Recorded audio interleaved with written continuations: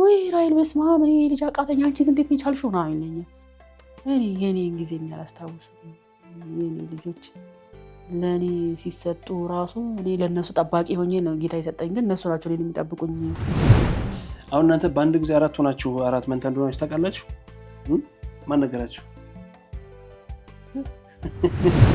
እነሱ ነፍስ የዘሩልህ ቀን ክፉ ደጉን ነገሮችን ያገናዘቡልህ ቀን ከውጭ የሚደርስባቸው ነገሮችን መቋቋም ሲችሉልህ ያኔ ስራ ብለህ ትወጣለህ እስከዛ ድረስ ነው እንደጮማው ማሙቼ መኖር ያለብኝ ማለት ነው ልጅ ራቤን ብሎ ሳስጠው ስትቀር በጣም ይከብዳል እና ያን ጊዜያቶች እኔ እንጃ ማለት በጣም ፈትነውኛል ብዬ አስባለሁ በቃ አካል ጉዳተኛ ናት እኮ እንዴ ልታሳድጋቸው ነው ምናምን በቃ አይምሮህን እየመጡ እንትን የሚሉት እንደ ቱሪስትም እየመጡ ይጎበኙት ነበር ተመልካቾቻችን አሁን ወደ አዳማ ከተማ እየሄድኩ ነው ወደ አዳማ ከተማ የሚሄደው ደግሞ ለእናት ቲቪ የሚሆኑና አስደናቂ ታሪክ ያላቸውን እንግዶችን ወደ እናንተ ለማድረስ ነው ከዚህ ቀደም በተለያዩ ሚዲያዎች ታሪኮቻቸው ተነግረው አስደናቂ ህይወት መንገድን ያለፉ እናቶችን ወደ እናንተ እናቀርባለን ለዛሬም አንዲት አስደናቂ እናት ይዘን ወደ እናንተ እንመጣለን ይቺ እናት ማን ነች ካላችሁ ከፕሮግራሙ መልሱን ታገኙታላችሁ አብራችሁን ቆዩ በብዙ ደንበኞች ተመራጭ ሆነው ቴምር ሪል ስቴት በአዲስ ሳይት በ35% ቅናሽ ከ5,700,000 ብር ጀምሮ ይዞሎት ቀርበዋል። በመሃል ከተማ ለመኖሪያ ምቹና ተመራጭ በሆነው በሳር ቤት ከ10 በላይ ኤምባሲዎች እንዲሁም ከ5 በላይ ኢንተርናሽናል ትምህርት ቤቶች መገኛ ከልዩ የከተማ እይታ ጋር አጣምሮ በያዘ መልኩ ባለ 2 መኝታ 80 ካሬ፣ ባለ 3 መኝታ ከ139 ካሬ ጀምሮ ዘመናዊና ቅንጡ አፓርትመንቶች በካሬ ከ71500 ብር ጀምሮ አቅርበንሎታል። እንዲሁም ከቤተ መንግስት አቅራቢያ በኮሪደር ልማት ባሸበረቀችው አዋሬ ዘመናዊ የመኖሪያ ቤቶችን ከአረንጓዴ ስፍራ ለህፃናት ምቹ የሆነ መጫወቻ ስፍራን አካቶ ከባለ 1 እስከ ባለ 3 መኝታ በተለያዩ የካሬ አማራጮች አቅርበንሎታል። 65% ለሚከፍሉ ለአጭር ጊዜ የሚቆይ ከ35% ቅናሽ ጋር ቤቶን የግሎ ያድርጉ። በተጨማሪም የንግድ ሱቅ አማራጮችም አዘጋጅተንሎታል። ለበለጠ መረጃ ከታች ባለው ስልክ ይደውሉ።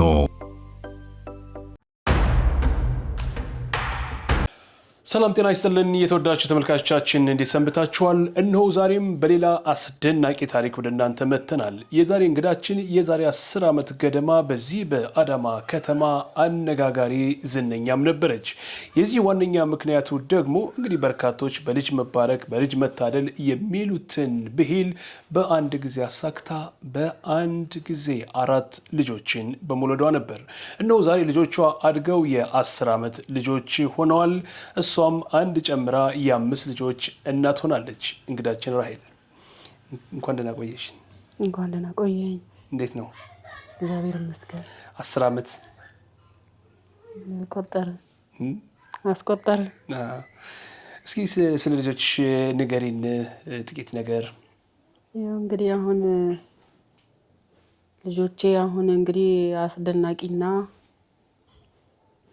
እናታችንን ብለው አጋዥ ልጆች ሆነዋል እግዚአብሔር ይመስገን እንግዲህ 10 ዓመት ሆናቸው 10 ዓመት ሆናቸው አለ ሁለት ወንድ ሁለት ሴት ናቸው አይደል አዎ በወቅቱ የነበረውን ሁኔታ ታስታውሻለሽ እንግዲህ 4 ልጅ በአንድ የመውለድ ቀላል አይደለም እርግዝናውም ከባድ ይሆናል አዎ እሱ ቀን መች ይረሳል ብለህ ነው እሱ ቀን እንኳን አይረሳም ያው በርግጥ እንደ አካል ጉዳተኛ ብዙም እንደዚህ አልከበደኝም እግዚአብሔር ይመስገን ይሄንን ነው እንትን ያለኝ ነገር ምልክ ነገር የለኝም ያው በብዛት የእግዚአብሔር እርዳታ ታክለውበት በ8 ወራቸው ነው የተገላገልኩት 8 ወር ነበር እርግዝናው በ8 ወር ነው የተገላገልኩት እግዚአብሔር ይመስገን ከዛ በኋላ እንግዲህ አንድ ልጅ ወልደሻል መቼም እርግዝናን አይተሽዋል 4 ልጅን ማርገዝንና አንድ ልጅ የማርገዝ ሂደቱን ህመሙን የጊዜ ቆይታውን ክብደቱን መቼም ታውቂዋለሽ በሚል ነው እነዛ ጊዜያቶች እንዴት አለፉ የ4 ህፃናት እርግዝና ሼሉ ትንሽ ሁለትም ስለሆነ ወንድም ሴትም ድብልቅ ስለሆነ ያው አንዳንድ ነገሮች እንደ ልብ ነገሮችን አለመውሰድ፣ አለመብላት፣ አለመጠጣት እንዳለ ነውና ያው አስቸጋሪ ነው። በስንት ወር ነበር 4 እንደሆነ ያወቅሽው እርግዝና? ማለት የሆነ 1 ወር ላይ የሆነ ነገር እያመመኝ ነበረ እና ወደ ሐኪም ቤት ሄድኩኝ። እዛ መንታ ናቸው 2 መንታ ናቸው ምናምን ነገር እና እንደዚህ እርግዝና አለ ምናምን አለኝ። ከዛም በኋላ እያልን እየገፋን በየወሩ ለማንኛውም ቼክአፕ እኔ ጋር ነኝ ምናምን ነገር አለኝ። ከዛ እሺ ብዬ ስሄድ ልክ 5ኛ ወር ላይ ስደርስ ነው በቃ ይሄን ያህል ናቸው እና በቃ እንደዚህ ነው። እሺ ራሄል የ30 ደቂቃ ነው ለቀም ነው በቃ ምናምን አለኝ ዶክተሩ። እና እንዴ ሌላ ሰው ነው የምታወራው ወይስ እኔን ነው ምናምን ብዬ ከኋላ ዞሬ ሰው ስፈልግ እኔና እሱ ብቻ ነን ያለነው ቤት ውስጥ ማለት ነው። ከዛ ምንም የሚያሳስብሽ ነገር የለም በቃ የ30 ደቂቃ ነው ምናምን ነገር አለኝ። እንዴ ምናምን ብዬ በቃ እኔ በነገራችን መናገር ሁሉ አቅቶኝ ነበረ። ማውራት ሁሉ በቃ ማለት አውቀህ ነው የምትባለው ነገር አለ አይደለ? እኔ ግን አውቄ አይደለም፣ ግን አንደበቴ ላይ ቃላቶች ሁሉ ጠፍተው ነበር። ምክንያቱም በወሬ ደረጃ ራሱ ሰምቼ አላውቅም፣ ድንጋጤው ማለት ነው። እና እሱ በቃ ችግር ካለ የመጀመሪያዋ ነው እና ከኔ ጋር አውራ ምናምን አላልኩህም ወይ ለምን ለእሷ እንደዚህ አልካት ምናምን ብለው ብዙ ከእሱ ጋር ተጨቃጭቀው ነበረ ከባለቤትሽ ጋር ማለት ነው። ከዛም በኋላ በቃ ምንም ችግር የለውም በቃ ለምንድን ነው እሷ እንደዚህ ያደረገችው ምናምን እና እነሱ ቤት ውስጥ መተው ሲጨቃጨቁ፣ እኛ ቤት ውስጥ መተው ሲጨቃጨቁ እኔ ወደ ቤተክርስቲያን ማን እንደወሰደኝ ራሱ አላውቅም፣ ግን ሩቅ ነው፣ በጣም ሩቅ ነው እና ራሴን ቤተክርስቲያን ያገኘሁትኝና የነቃሁትም እዛ ነው። አንደበቴንም ተመልሶም እንደዚህ አይነት ቦታ ነኝ ኑ ሰዱኝ ብዬ ስልክ ለምኜ የሚደወልኩትኝ ቤተክርስቲያን ነው። ደንግጠሽ ነው? ደንግጬ በቃ በጣም በቃ ማለት እሱ አውቄ ዝም ያልኩት መስሎታል። እና በቃ እዛ ጋር ሲያወሩኝ ምን ሲሉኝ ምናምን ነገር በቃ እኔ ዝም ነው በቃ እሰማለሁ፣ ግን በቃ ለተወሰነ ሰዓት ስቶፕ ያደረኩ ነው የመሰለኝ ለራሴ። እና በቃ ከዛ እዛ ግቢ ቁጭ ብዬ ማርያም ቤተክርስቲያን ቁጭ ብዬ በቃ ንፋስም ምንም ሲነካኝና በቃ አንዳንድ ነገሮች እዚህ ደጄ በመጣሽ ቁጥር እናትም እህትም ምናምን እያልሽ ሊተወቅሽኝ የለም እንዴ በቃ እና እናትሽን እህትሽንም በማጸንሽ አስቀምጬልሻለሁ ከሚለው ቃል በኋላ ነው ራሴን የነቃሁትኝና ነገሮችን በሙሉ እንዳለ ራሴን አስተካክዬ በቃ በርትቼ ነገሮችን እነሱን የምቀበልበትን ነገር ቤት ውስጥ ማዘገጃጀት የጀመርኩትኝና በቃ ሁሉም ነገር በነገራችን ለሆስፒታል በጣም እንደዚህ ነው በቃ አካል ጉዳተኛ ናት እኮ እንዴ ልታሳድጋቸው ነው ምናምን በቃ አይምሮህን እየመጡ እንትን የሚሉክ እንደ ቱሪስትም እየመጡ ይጎበኙክ ነበረ። እና በቃ ያው እግዚአብሔር ይመስገን በ7 ነው እሁድ ቀን 7 ጥቅምት ላይ የወለድኳቸው። ቅዳሜ 4 ሰዓት ምናምን ላይ ሽንቷ የፈሰሰ። ከዛ እሁድ 6 ሰዓት ላይ ወለድኩኝ ማለት ነው። ከዛ ወልጄ ወጣሁኝ። እዛ እነሱ ማሞቂያ ክፍል ያው የሆዴ ሙቀት ስላልጨረሱ እነሱ ማሞቂያ ክፍል ገቡ። እኔ ደግሞ ወደዚህ ያው በኦፕራሲዮን ስለተገላገልኳቸው እኔ ወደዚህ ሆንኩኝ። በወለድኩኝ በሳምንቴ ሰኞ ወጣሁ። 1 ሳምንት ብቻ ነው ያለው። 1 ሳምንት ብቻ እሱንም ጡት መሳብ እስኪችሉ ድረስ እና በቃ አንደኛዋ አግድም ስለነበረች አንዷ ሴቷ በጣም ተጎድታ ነበር። ምግብም እየወሰድኩም አልነበረም እና በቃ ሁልጊዜ በቃ እንዲህ ለፍተሽ ተይ ራሄል ምናምን ቪታሚን ምናምን ሲሰጠኝ በቃ ብዙም እየተጠቀምኩ አይደለሁም እኔ ማለት ነው። እና በቃ በሳምንቴ ጡት መሳብ እስከሚጀምሩ ድረስ እንትን አለ። በቃ ሙቀት ካንጋሮ ውስጥ እንትን እያልኳቸው በብርድ ልብስ እየጠቀለልኩ ምን እያልኩኝ ሙቀት እንዲያገኙ የተወሰነ ሰዓት ሳላጥባቸው ምናምን ነገር በቃ እንደዛ አርገን ያ የጭንቅ ጊዜ እንዳለፈ። ከሌሎች አንጻር እንዲህ 4 ልጅ ባንዴ መውለድና ማሳደግ ይከብደኛል፣ የኢኮኖሚውም ሁኔታ ከዛ አንጻር ነው እንደዛ ይሆንሽው? ድንጋጤው፣ ፍርሃቱ ወይም ስጋቱ የነበረው? ፍርሃት ውስጥ የነበረው አንደኛ ነገር የመጀመሪያክ ነው። ስንት ዓመትሽ ነበር? 25 24 ምናምን አካባቢ ሆነኛል። እና አንዳንድ ጊዜ ብቻህን ስታድግ የሆነ የሚሰማክ ተጽዕኖ አለ ማለት ወይ እናት ብትኖርክ ወይ እህት ቢኖርክ እንትን አትልም። እና ደግሞ እኔ በምንም ነገር አይደለም ግን በወሬ ደረጃ እንኳን ሰምቼ አላውቅም። ከሁለት ሰው ዘሎ ሰምቼ አላውቅም። መንታ ሲባል ሁለት ነው።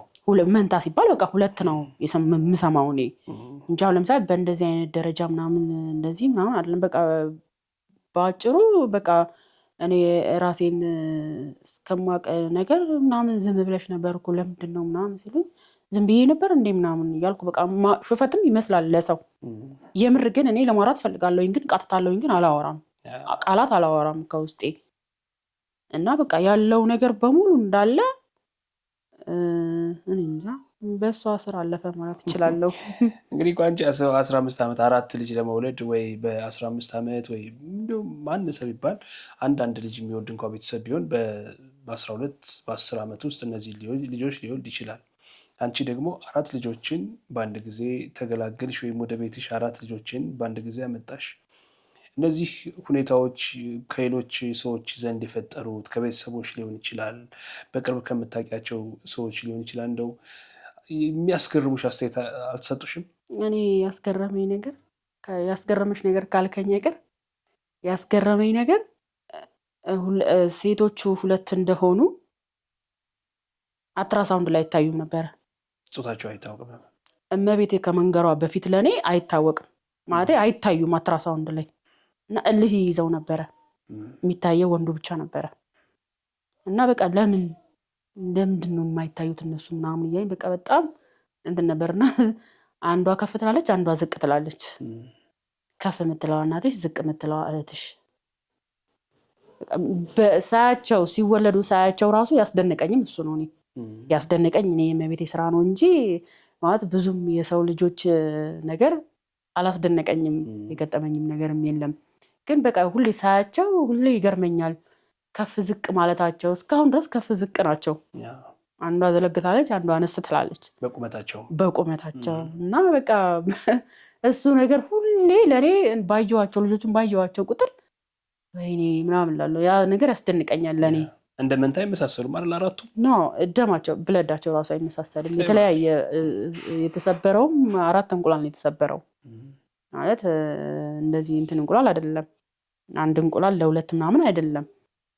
እና ያው ዶክተሩም ራሱ በቃ በስራ ላይ 30 ዓመቴ ነው ግን እንደዚህ አይነት ነገር ገጥሞኝ አያውቅም፣ በጣም የሚገርም ነገር ነው ምናምን ነገር ነው ያለኝ። ምክንያቱም እንደ መንታ አሁን የሆነ እኩል የሆነ ነገር የላቸውም።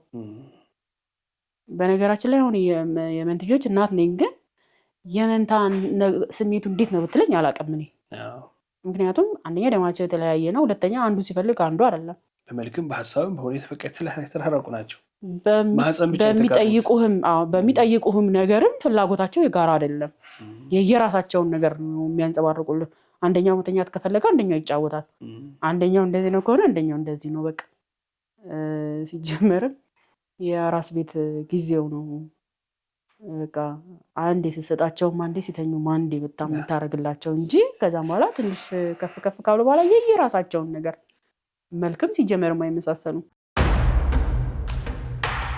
በብዙ ደንበኞች ተመራጭ የሆነው ቴምር ሪል ስቴት በአዲስ ሳይት በ35% ቅናሽ ከ5,700,000 ብር ጀምሮ ይዞሎት ቀርበዋል። በመሃል ከተማ ለመኖሪያ ምቹና ተመራጭ በሆነው በሳር ቤት ከ10 በላይ ኤምባሲዎች እንዲሁም ከ5 በላይ ኢንተርናሽናል ትምህርት ቤቶች መገኛ ከልዩ የከተማ እይታ ጋር አጣምሮ በያዘ መልኩ ባለ 2 መኝታ 80 ካሬ፣ ባለ 3 መኝታ ከ139 ካሬ ጀምሮ ዘመናዊና ቅንጡ አፓርትመንቶች በካሬ ከ71500 ብር ጀምሮ አቅርበንሎታል። እንዲሁም ከቤተ መንግስት አቅራቢያ በኮሪደር ልማት ባሸበረቀችው አዋሬ ዘመናዊ የመኖሪያ ቤቶችን ከአረንጓዴ ስፍራ ለህፃናት ምቹ የሆነ መጫወቻ ስፍራን አካቶ ከባለ 1 እስከ ባለ 3 መኝታ በተለያዩ የካሬ አማራጮች አቅርበንሎታል። 65% ለሚከፍሉ ለአጭር ጊዜ የሚቆይ ከ35% ቅናሽ ጋር ቤቶን የግሎ ያድርጉ። በተጨማሪም የንግድ ሱቅ አማራጮችም አዘጋጅተንሎታል። ለበለጠ መረጃ ከታች ባለው ስልክ ይደውሉ። እስኪ አስተዋውቂን። ማን ነው ስማቸው? አመታቸውን እንኳን መጀመሪያ እሱ ማክቤል ይባላል። ሁለተኛ ቢአና ሲ ብሌን ዲ አቤኒዘር ስለዚህ እንደ ወጣጣቸው ማለት ነው። ABCD ነው። ማነው ጎበዝ ግን ከመካከላቸው? ማነው ጎበዝ? እስኪ እንተናገሩ። ብሌን ቆንጆ። እውነት ነው። ትምህርት ቤት አንደኛ ነው የምትወጪው ወይስ ምንድን ነው? በምንድን ነው ጉብዝናሽ? ታግዣለሽ እናትሽን ነው? ቤት ትሰሪያለሽ? ማን ነው ኃላፊው? አሁን ጠርናፊው ማን ነው? አለቃው ማን ነው? አባዬ አውራ እንጂ ምን ፈራክ? እሱ ነገሮችን በዘብ ማክቤል አንተን አለቃ ተቆጣጣሪ ምንድን ነው? ፈራ ማክቤል ብዙም ማውራት አይፈልግም። ከኔ ጋር ሲሆን ብቻ ነው አፉ የሚፈታ። ቀስ ነው ከጊዜ። እንዴት ናችሁ ታዲያ? አንቺ ጎበዝ፣ ብሌን ጎበዝ ናት። አሁን ቁመቷ እሷ ረጅም ነው፣ ከሁሉም በልጣለች። ይሄ ነገር ነው ያስደንቀኛል ያልኩህ ከራሱ ምንም ደግሞ የሚያመሳስል አሁን እንትናና ማክቤልና እሱ እንኳን የተመሳሰሉ ነው። ይመሳሰላሉ፣ ትንሽ ይመሳሰላሉ። ለምሳሌ እንደዚህ ሁሉም መመሳሰል እኮ ኮፒ መሆን ነው። ትቸገራለህ እኮ አንዳንድ ጊዜ ለመለየትም መንታ። አንተም የአንተ ጓደኛ የሆነችውን ሄደህ ነካው ስትል ሌላዋን ነው የምትነካው። እንደዚህ ኮፒ ነው የሚሆኑት። እንትን አትልም። አሁን እናንተ በአንድ ጊዜ 4 ሆናችሁ 4 መንታ እንደሆናችሁ ታውቃላችሁ? ማን ነገራችሁ? እሷ ስለነገረቻችሁ አታውቁም? ታይ ብሌን አታውቂም? ምን ይሏቸዋል ትምህርት ቤት? አሁን እናንተን የ4 መንታ ሆነው የተወለዱት ምናምን አይሏችሁም? የተለያየ ትምህርት ቤት ነው እንዴት ማለት? የተለያየ ትምህርት ቤት ነው አንድ። ታዲያ እንደዛ አይሏችሁም? አንድ ላይ ሆኖ 4 ሆናችሁ የተወለዳችሁት ምናምን አይሏችሁም? ምን ይሰማችኋል እንደዚህ ሲሏችሁ? መንታ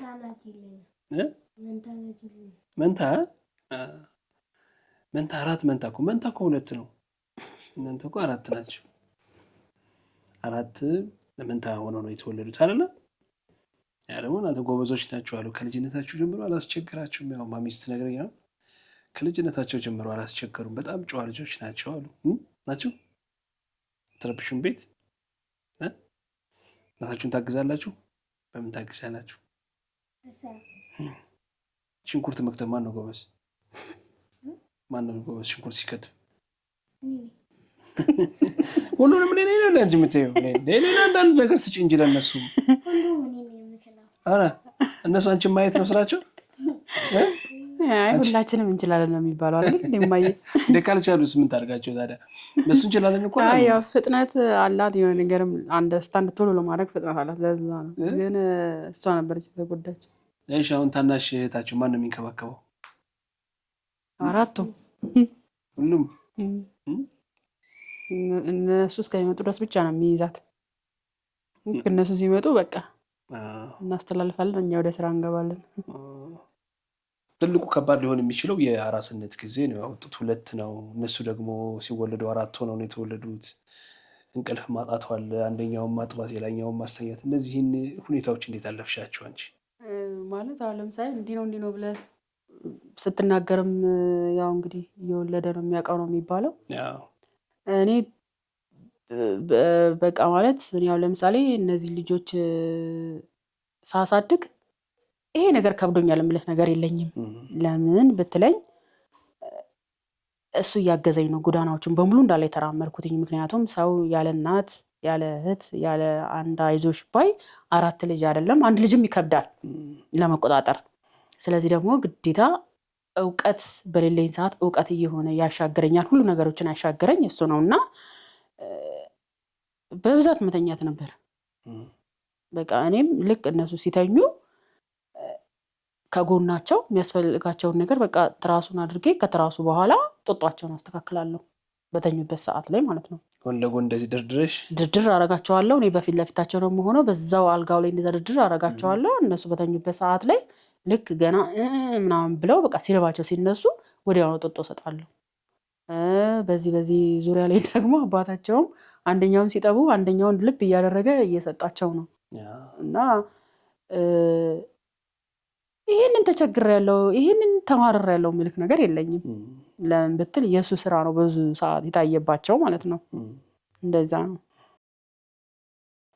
እንግዲህ ያደጉ ደግሞ ሲመጡ ያው መቦረቅ አለ፣ መሯሯጥ አለ፣ መዳህ አለ። እነዚህ ውድ ሁኔታዎች አሉ።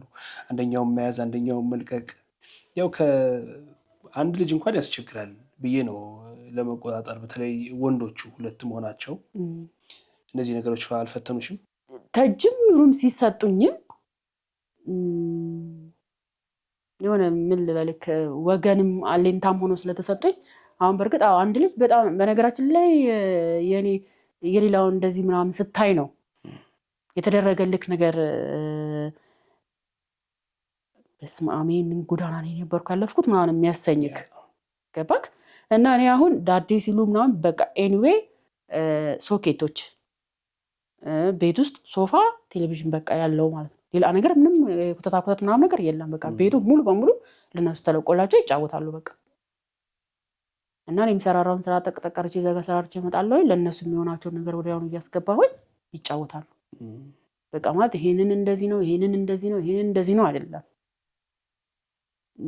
በቃ እኔ ባጭሩ ሰው ከውጪ ሆኖ እንዳስፈራራኝ አይደለም። እግዚአብሔር ይመስገን የዳዴያቸውም ጊዜ ያው ወላጅ እንደመሆን መጠን እናት እንደመሆን መጠን በቃ መቼ ነው ዳዴ የሚሉልኝ፣ መቼ ነው የሚናገሩልኝ ጉጉት ይኖርሃል።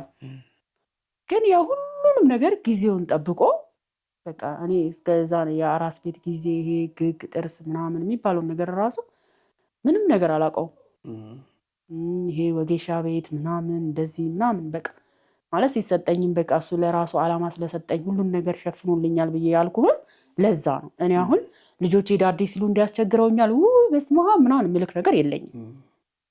ምክንያቱም ከህፃንነታቸውም ጀምሮ አሁን እኔ ያው ለምሳሌ እኔ እና እሱ ቤት ውስጥ ቁጭ ብለን ልጆቹ ልዩነት አላቸው። በእግራቸው ድክ ድክ ማለት ሲጀምሩ እሱ ካለን ጠበል ይሉታል፣ እኔ ካለው ግን ለመታጠብ ይሞክራሉ።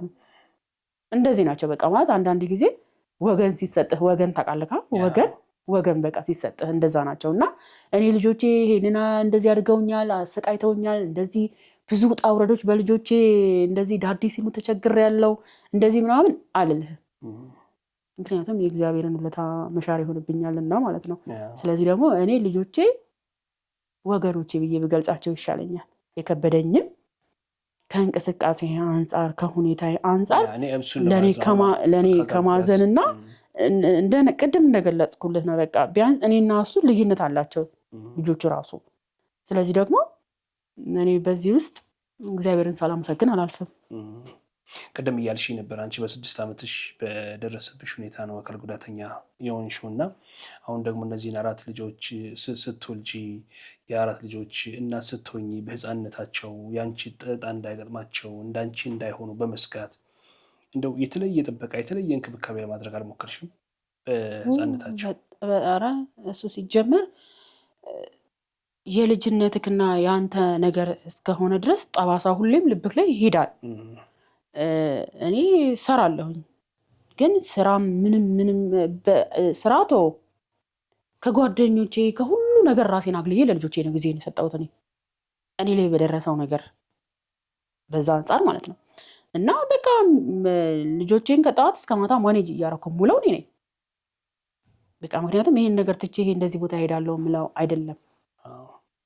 ለምን ብለህ ብትለኝ አንዳንድ ጊዜ እዛ አንተ ጋር ያለው ታሪክ እዚህ ጋር እንዳይደገም ትጥራለህ። ሁሉም የየራሱን ድርሻ ነው የሚኖረው፣ ግን ደግሞ ትጥራለህ በአንተ አንጻር። ስለዛ ድረስ እስከዛሬ ድረስ ተያይዘን ያለ ነው። ለዛ ነው ከልጆቼ ጋራ። ሲቀጥልም ደግሞ ያው ቀደም እንደገለጽኩልህ ሲሰጠኝ ለዓላማ አድርጎ ነው የሰጠኝ ብያለሁ። ያው እኔ ምክንያት ነኝ፣ ጠባቂ ነኝ። ግን አንዳንድ ጊዜ ለማውራት ራሱ የሚከብድክ ነገሮች አሉ አይደለ? ቃላት የልብህን ነገር ቃላት ይሄ ቃል ይገልጽልኛል የምትለው ነገር ያጣሉ ቃላት። ያ ስለዚህ ደግሞ እኔ ምን ብዬ ልንገርክ፣ እግዚአብሔር በሰጠኝ የነሱ ማስተዋል ላይ እኔም ደግሞ በቃ ማለት እግዚአብሔርን እንዲፈሩ ከነገሮች ላይ እንትን እንዲሉ ሙሉ ጊዜ ለነሱ ሰጥቻቸው ያለውን ነገር ከኔ ጋር በደንብ ተቀራርበን እንድናወራበት ያለውን ነገር ስቴፕ ባይ ስቴፕ ያልገባቸውን ጥያቄ ራስህንም መስሎ ማሳደግን ልጅን የመሰለ ነገር የለም። አሁን ላይ ወላጅነት ያኔ ወላጅ ከመሆኑ በፊት እንደዚህ አድርጋ ስትባል ሊሆንም ላይሆንም ይችላል ብለህ ልትሄድ ትችላለህ። ወላጅ ላይ ግን እሳት ነው ላሰው ከተባልክ መላስ ነው ያለ ቻንስ ይሄ ነው በቃ ማለት ቢሆንም ባይሆንም የምትለው ነገር አይደለም። ልጆች ራሳቸው ከብዙ ነገር ላይ ገድበዋል። በቃ አንዳንድ ጊዜ የድሮ ሰዎች ተረት ሲደርስብህ ነው እንዲህ ተረት ምን ብለው የተረቱት ግን ምናምን የምትለው የሆነ ሳትወልድ እንደዚህ ያርግ፣ ሳትወልድ ብላ፣ ሳትወልድ እንደዚህ ያደርግ፣ እንደዚህ ይወጣ፣ ሳትወልደኛ በቃ እንደዛ የሚሉት ነገሮች በሙሉ እንዳለ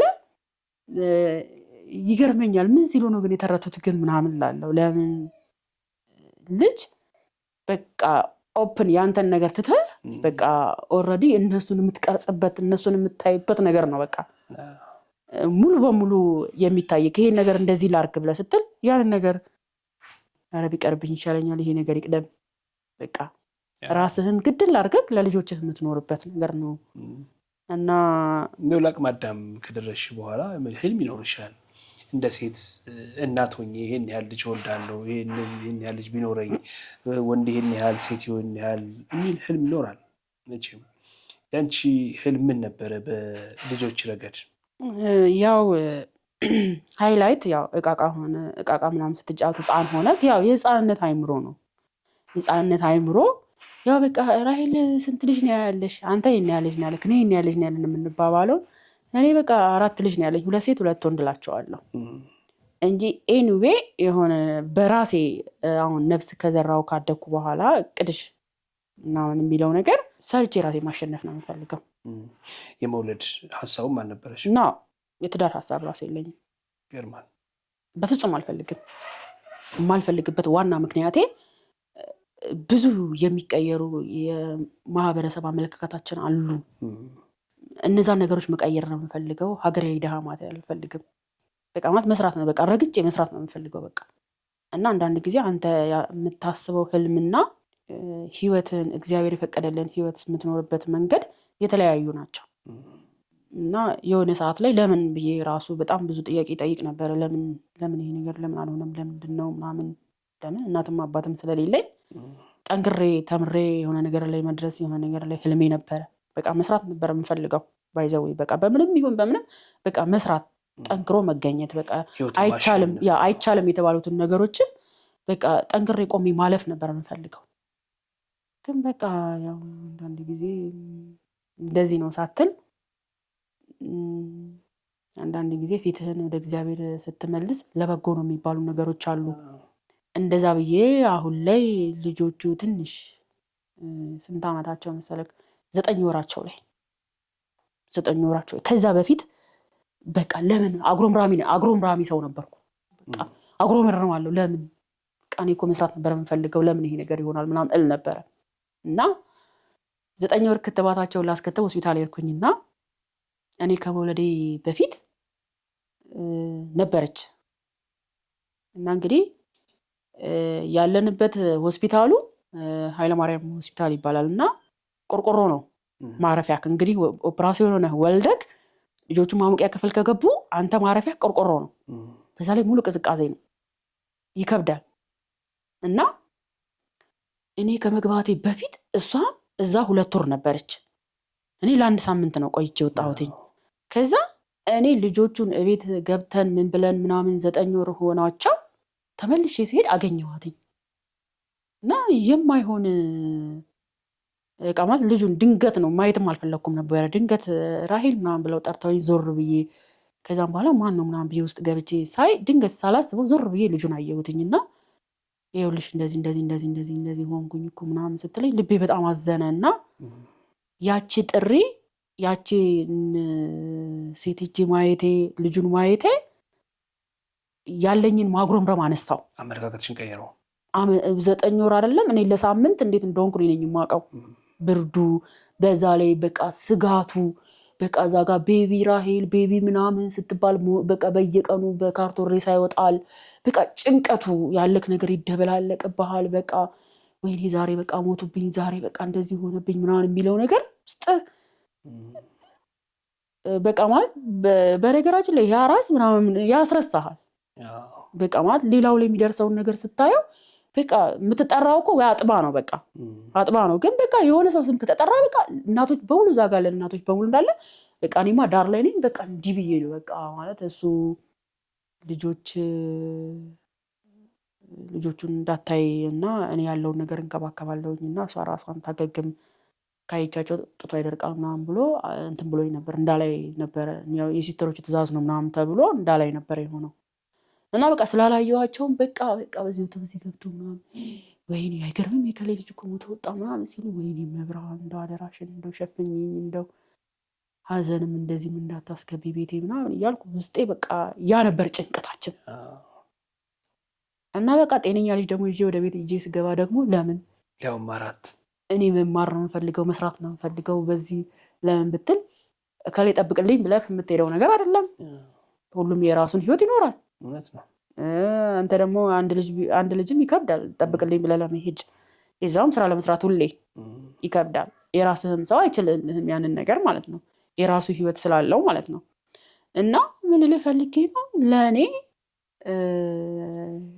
ይገርመኛል ከእግዚአብሔር መንገድ ስወጣ በሱ ስራ እኔ ሳጉረመርም የሚመልሰኝ መንገድ ይገርመኛል። እና እኔ እሷን ካየኋት በኋላ በቃ በቀጥታ ተደፍቼ ይቅር በለኝ ነው ያልኩትኝ። ተማርሽ ህይወት ትምህርት ቤት ናት። በጣም ያሳዝን ነበረ ልጁ እና በቃ እኔ ጤነኛ ልጅ ተሰጥቶኝ ዛሬ የሚሳም ልጅ ጌታ ሰጥቶኝ እሷ አሁን ዛሬ ይሞታል ነገ ይሞታል ብላ ነው የምትጠብቀው ያችን ናት። እኔና እሷ እኩል እናጉረመርማለን፣ እግዚአብሔርን እኩል ስም እንጠራለን፣ እናማረራለን። አንዳችን አትሊስት ተመስገን ማለት አለብን። ስለዛ ይቅር በለኝ ጌታዬ ሆይ አልኩ። በቃ ይቅር በለኝ ጌታዬ ሆይ አልኩ። ለራሴ ቃል ገባው ሐሳቤንም ምኔንም በቃ አንተ ያልክ ቀን ስራዬንም እሰራለሁ ሁሉንም ነገርም ይሆናል ብዬ ትቼ ልቤን አረጋግቼ ልጆቼን በእቅድና በፕላን እንዴት አርግቼ ባሳድጋቸው ይሻለኛል፣ እንዴት አርግቼ ይሄ ነገር እንዴት ቢሆን ይሄ ነገር እኮ እንደዚህ ቢሆን ልጆቼ አይምሮ አይጎዱበትም፣ ይሄ ነገር እኮ እንደዚህ ቢያልፍ ልጆቼ እንደዚህ አይን ነገር አይሆኑበትም ብዬ እግዚአብሔር ይመስገን ያው ወደፊት ወደኋላ እያለን ያው እንግዲህ አንቺ አራት በአንድ ጊዜ አራት ልጅ የታደልሽውን ያህል ምናልባት መውለድ ፈልገው እድሜያቸው ለአቅመ አዳም ደርሶ ትዳር ይዘው ልጅ እምቢ ያላቸው እንኳን ለማራት አንድ ልጅ እንኳን ለመውለድ የተቸገሩ እህቶች ይኖራሉ፣ እናቶች ይኖራሉ። ምናልባት እነሱ በተለያየ አጋጣሚ አንቺን ሊያዩሽ ይችላሉ። ያው አራትም ልጅ ስለወለድሽ በዚህ ከተማ ስምሽም የሚታወቅ ስለሆነ እንደው ሊጠይቁሽ መጥተው አይ አንቺማ እድለኛ እኮ ነሽ በአንድ ጊዜ አራት ልጅ ተሰጠሽ እንደ ሁላችንም እኮ ታያትሽ ያለሽ የለም? በብዛት የአድናቆት እንትን ይደርሰኛል እና ያው ታድለሻል እኮ አንቺ ተገላገልሽ በቃ እንዴ ምናምን ሁሉም ሰው ነው የሚለው እና አንተ ደግሞ ቦታው ላይ ስትሆንና የዛ ሰው ቦታ ላይ ስትሆን ልዩነት አለክ። ያው እንደ ድመትም ቢሆን አንጠልጥዬ ትላለህ። እንደዛ ነው እና ያው አድናቆት ምናምን ይኖራል። ግን ሰው ባደነቀህ ቁጥር እኔ ነኝ እንዴ የሚያሰኘህ ነገር ይኖራል። እንዴት አሳደግሻቸው እንደዚህ እንዴት ነው ምናምን ጥያቄ ይመጣልሃል። ብዙ ጊዜ አሁን ለምሳሌ ወይ ራይል በስመ አብ እኔ ልጅ አቃተኛ አንቺ እንዴት ነው የቻልሽው ምናምን ይለኛል። እኔ የኔን ጊዜ አላስታውስም። የኔ ልጆች ለእኔ ሲሰጡ ራሱ እኔ ለእነሱ ጠባቂ ሆኜ ነው ጌታ የሰጠኝ፣ ግን እነሱ ናቸው እኔን የሚጠብቁኝ እያልኩ ነው መመለስላቸው። ምክንያቱም አሁን ለምሳሌ መንታ ሲሆን ብዙ ሰው የሚከብድ ነው የሚመስለው፣ ግን መንታ ሲሰጥ ከቃል ኪዳን ጋር ነው የሚሰጥ። የአንቺ መንታ እኮ ብቻ አይደለም ሁለት መንታ። ያው እንግዲህ መንታ በሚለው እናያዝ እንጂ ሌላ ስያሜ ሲኖረው ደግሞ እንገባለን እዛ አማርኛ ላይ። ስለዚህ ደግሞ እኔ ተቃጠልኩ በዚህ ገብተው እንዴት ነገር ያሳደግሽው ምናምን ሲሉኝ በቃ መልሴ ይሄ ነው እኔ። ምክንያቱም ምን እንጃ ብቻ ግን ቅድም እንደነገርኩ ይሄ ቃል ይገልጽልኛል የምለው ነገር የለኝም። በብዙ ደንበኞች ተመራጭ የሆነው ቴምር ሪል ስቴት በአዲስ ሳይት በ35% ቅናሽ ከ5 ሚሊዮን 700 ሺህ ብር ጀምሮ ይዞሎት ቀርበዋል። በመሃል ከተማ ለመኖሪያ ምቹና ተመራጭ በሆነው በሳር ቤት ከ10 በላይ ኤምባሲዎች እንዲሁም ከ5 በላይ ኢንተርናሽናል ትምህርት ቤቶች መገኛ ከልዩ የከተማ እይታ ጋር አጣምሮ በያዘ መልኩ ባለ 2 መኝታ 80 ካሬ፣ ባለ 3 መኝታ ከ139 ካሬ ጀምሮ ዘመናዊና ቅንጡ አፓርትመንቶችን በካሬ ከ71500 ብር ጀምሮ አቅርበንሎታል። እንዲሁም ከቤተ መንግስት አቅራቢያ በኮሪደር ልማት ባሸበረቀችው አዋሬ ዘመናዊ የመኖሪያ ቤቶችን ከአረንጓዴ ስፍራ ለህፃናት ምቹ የሆነ መጫወቻ ስፍራን አካቶ ከባለ 1 እስከ ባለ 3 መኝታ በተለያዩ የካሬ አማራጮች አቅርበንሎታል። 65% ለሚከፍሉ ለአጭር ጊዜ የሚቆይ ከ35% ቅናሽ ጋር ቤቶን የግሎ ያድርጎ። በተጨማሪም የንግድ ሱቅ አማራጮችም አዘጋጅተንሎታል። ለበለጠ መረጃ ከታች ባለው ስልክ ይደውሉ። እንግዲህ ከፍ ካሉ በኋላ ደግሞ ብዙ ጥያቄዎች ይኖሯቸዋል። ከአንቺ የኢኮኖሚ የገንዘብ አቅም ጋር የሚገናኝ ልብስ መግዛት ይኖራል፣ ጫማ መግዛት ይኖራል።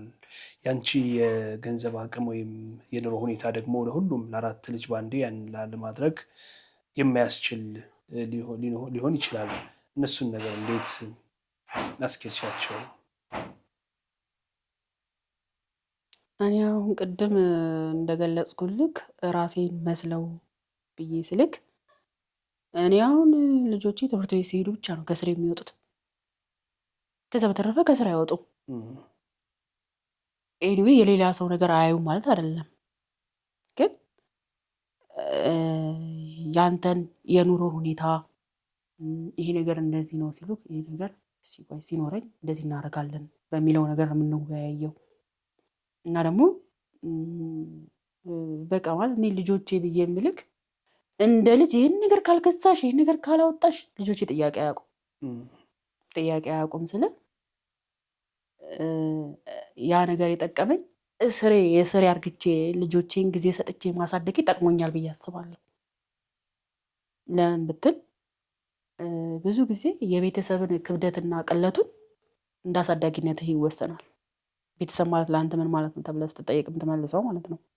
እንደዚህ እኔ እንዳልኩት ጊዜንም እኔንም ሁሉ ነገሬንም መስዋዕት አድርጌ ለልጆቼ ነው መስዋዕት የማደርገው ማለት ነው። እና ነፃ ዲስከሶች አሉ፣ እናወራለን፣ እንወያያለን። ሲጀመርም ደግሞ ይሄ ነገር እንደዚህ ነው፣ ይሄ ነገር እንደዚህ መሆን የለበትም አይደል ከተባባልን እማዬ ብላለች ነው አንዱ ራሱ ቢረሳ እማዬ እንደዚህ ብላለች ነው የሚባለው። ለምን ብለህ ብትለኝ ስሬ ማሳደጌ የኔን ነገር እንዲያዩ ገባክ? እኔ ከነሱ ውጪ ሌላ ህይወት እንደሌለኝ።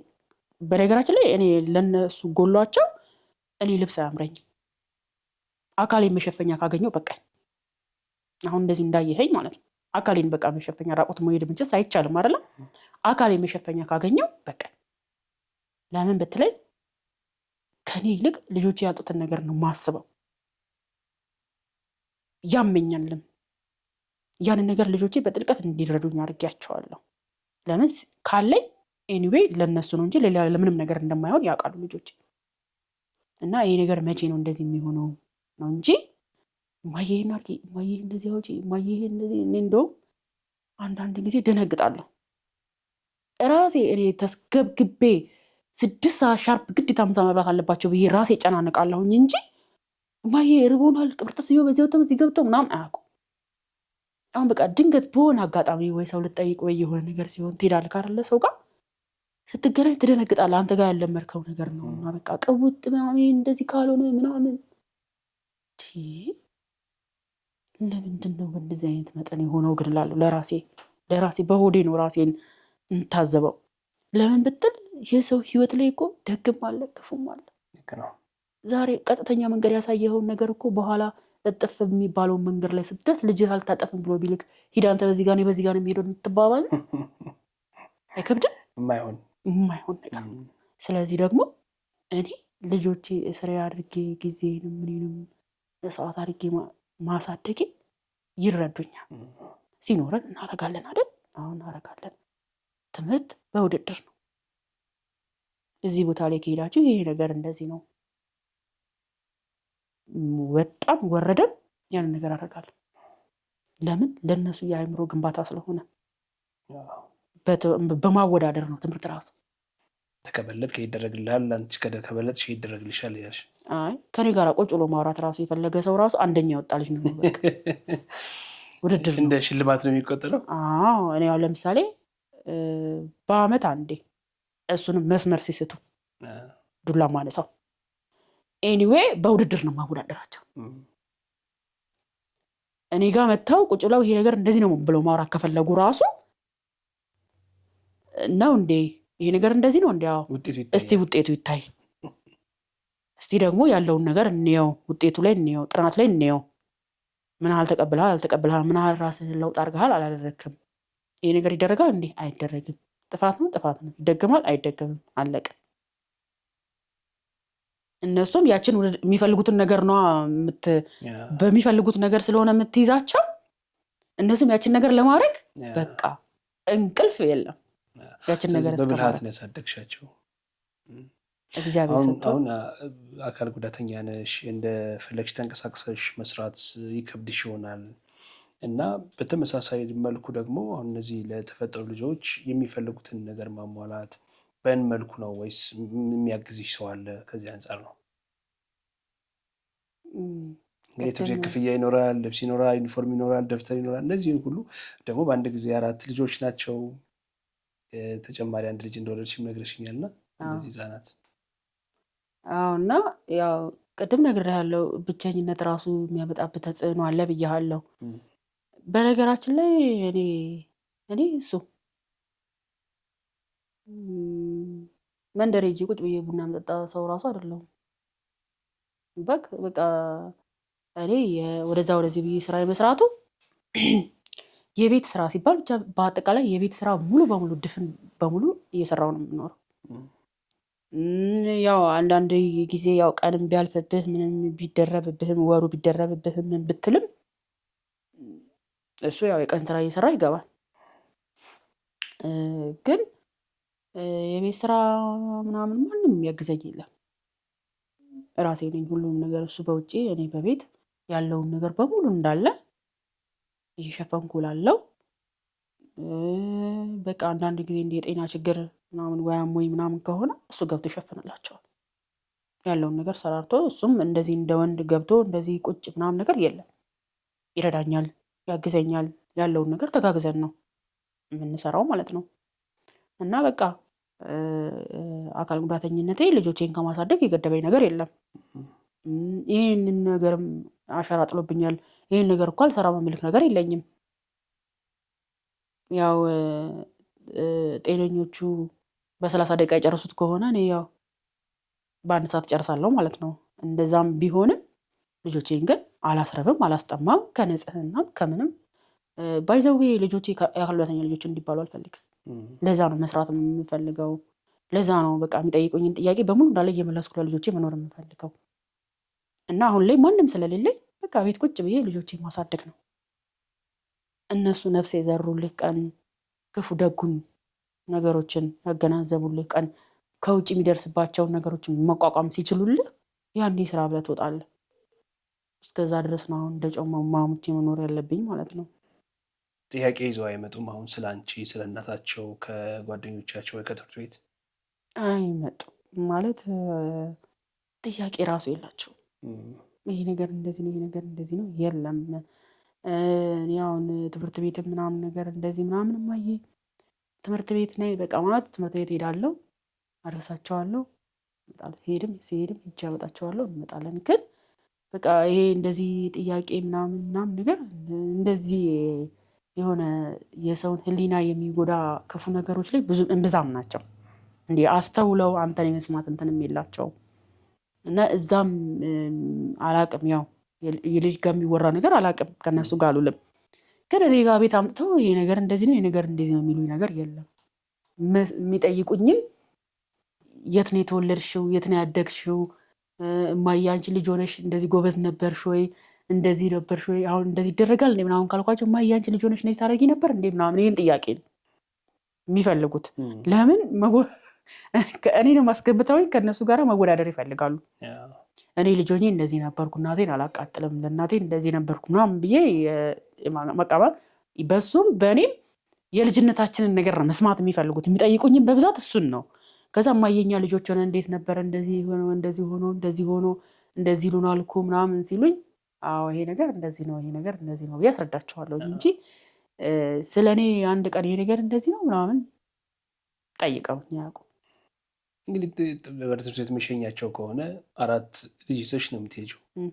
በ4 ልጅ ተከቦ ወደ ትምህርት ቤት መሄድ ያን ስሜት ስታስቢው ወይም አንቺ በአንድ ጊዜ 4 ልጆችን የወለደች እናት መሆንሽን ስታስቢው እንደ መንትዮች እናት ምን ይሰማሻል? እኔ ማለት ቅድም እንደነገርኩ አጉረምርም ያለው ብያለሁ። ማለት እውነቱን ስናወራ ማለት ነው። ማለት አጉረምርም ያለው ትክክል አጉረምርም ያለው። አሁን ላይ ግን በነገራችን ላይ እኔ ማዘን አልችልም።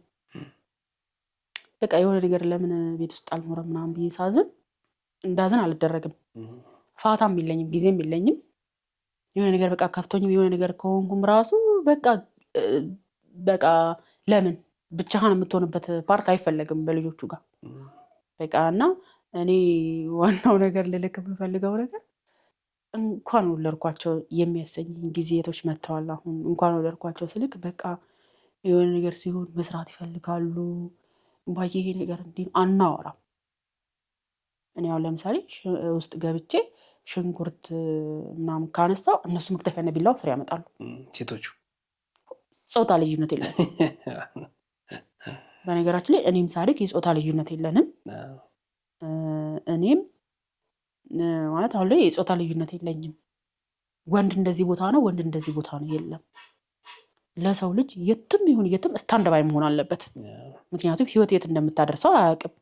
ስለዚህ ደግሞ የጾታ ልዩነት የለንም። በቃ እኔ ከገባ አሁን ትልቁ ልጄ ማክቤል ማለት ነው። በቃ ምን ብዬ ልንገርክ፣ አንዳንድ ጊዜ በቃ የሆነ ወይ ወንድሜ የሆነ በቃ ማካሪ ምናምን ነገር ነው የሚመስለኝ። እና ለምንድነው ትልቁ ያልሽው? ነው ቀድም የወጣው እሱ ነው። እና በቃ ልጆቹን ማኔጅ ማድረግ ይፈልጋል። ኦርደራቸው እንደዛ ነው ABCD። እና ልጆቹን ማኔጅ ማድረግ ይፈልጋል። በቃ እኔ ባልኖርም ልጆቹን መቆጣጠር ምናምን ይፈልጋል። እና ደግሞ በቃ እኔ እማዬ ትረፍ እኛ እንሰራለን ምናምን ይላል። እማዬ ደክሞሻል እኮ ነው ውጪ ምናምን ይለኛል። ከዛ ቆያ አባዬችን የተቀረችኝ በቃችን ጨርሼ እወጣለሁኝ በቃ ምናምን እንባባላለን። ማለት በቃ እነሱ ለእኔ የሚያስቡልኝ ነገር የሚሆኑልን ነገር ሳየው ማን ይሆንልኝ ነበር እንደዚህ ይላል። በቃ ለራሴ ነው የምለው። እና ውስጤ አንዳንድ ጊዜ በቃ አንዳንድ ጊዜ የደስታም ባይለም በቃ ማለት እንዳያዩክ እንዲባየር ላይ እንዲጫር የምታደርገው ነገር በቃ እና ወይኔ አምላኬ ወይ ብቸኛም ነበርኩ እኮ። ግን አንዳንድ ጊዜ እንኳንም ያችን ሴትዮ አይቻት እንኳንም ወደ ራሴ ወደ ቀልቤ ተመልሼ ልጆቼን እንደዚህ በጥሞና እንዳሳድግ እንኳንም ሆንኩኝ እላለሁ። በቃ ማለት ለእኔ ጊዜን የመሰለ ነገር የለም። በነገራችን ላይ ፍቅር ጊዜን ገንዘብ እንትን ይለዋል ብዬ አላስብም። ጊዜ ለሰው ልጅ መድኃኒቱ ነው። ለሰው ልጅ ስልክ ለልጆች ከምትሰጠው ጊዜ በእርጅና ሰዓት እፎይ ብለህ ታርፋለህ። ልጄ እንዲህ ባለገብኝ፣ ልጄ እንዲህ ሆነብኝ፣ ልጄ በዚህ መስመር ሳተብኝ። ብዙ ጊዜ ከሰዎች ንግግር በጣም የሚገርመኝ ንግግር ምን እንደሆነ ታውቃለህ? ስትታመም ትታመማለህ። ወላጅነት ሆድ ሞልቶ ብቻ ትምህርት ቤት መሸኘት የሚመስላቸው ሰዎች አሉ። ግን አይደለም። ዛሬ ያ ልጅ እማዬ ነው እንደዚህ ነው ብሎ ሲጠይቅህ የሚፈልገውን ነገር አለመኖሩንም ሳታስረዳው ስትቀር ያ ልጅ በዛ መንገድ ብቻ ከሄደ ምንድን ነው የሚገጥምህ? ከፍ ባለ ሰዓት የራሱ ፍላጎቶች በጨመሩ ሰዓት ላይ አንተ እንደዚህ ዱላ፣ ይሄ አንተ ማይኔ ልጅ አይደለም ቅብርጥስ፣ ብዙ ነገሮች አሉ። ግን እዛ ጋር ግን ጥፋቱ ማን ነው? የልጁ ነው የወላጅ ነው? ስነስርዓት የማስያዝ የማን ነው? ሂደት የማስተማር የቤተሰብ ኃላፊነት ነው። ብዙ ጊዜ የኔ ችግር ነው አንልም ወላጆች። ብዙ ጊዜ ገብቶሃል። እንደነገርኩ ጊዜ ላይ ነው ያለ ነው። ጊዜ ሰተህ መስዋዕት ያደረግከው ነገር ላይ እፎይ ያሰኝሃል ነው። ጊዜ በገንዘብ የምትገዛው ነገር አይደለም። ጊዜ በገንዘቤ እንደዚህ ይሻገርበታል የምትለው ነገር አይደለም። በገንዘብ የምትሻገራቸው ነገሮች ዋጋ ያስከፍለዋል መጨረሻ ላይ። በዛን ሰዓት ደግሞ ያ ልጅ ዱላ ያስፈልገዋል አያስፈልገውም? ማን ነው ጥፋተኛው? ራሳችን። ብዙ ጊዜ ራሳችን ጥፋተኛ ነን የምንለው ቶፒክ ላይ አንሽከረከርበትም። ለምን መቀበል አንፈልግም ነው። የስ በቃ ማለት ልባችን አለ። የዚህ ልጅ እኮ እንደዚህ መሆን የኔ ጥፋተኛ፣ እስቲ ልጅ ቁጭ በልና እስቲ ያለውን ነገር እንደዚህ ነው ብለህ ተመልሰህ ጊዜ ሰጥተኸው ቁጭ አድርገኸው ያንን ልጅ እንትን እንደማለት በስድብ የከሬ ልጅ እስቲ ያው ቅብርጥስየው እንደዚህ ሆኖ አያስፈልገንም። ልጅ ዛሬ መስመር ስቶ ከሆነ የኔ ጥፋት ነው። ሲስት የት ነበርኩ? ያኔ በእንቁላሉ ጊዜ የሚባል ነገር አለ። ስለዚህ ደግሞ ሲስት የኔ ጥፋት ነው ብለን ቁጭ አድርገን ያንን ልጅ አቅርበ ነው ይሄ ነገር እንደዚህ ነው ማለት አለብን። እኔ ጥፋተኛ ነኝ ማለትም አለብን፣ መልመድ አለብን።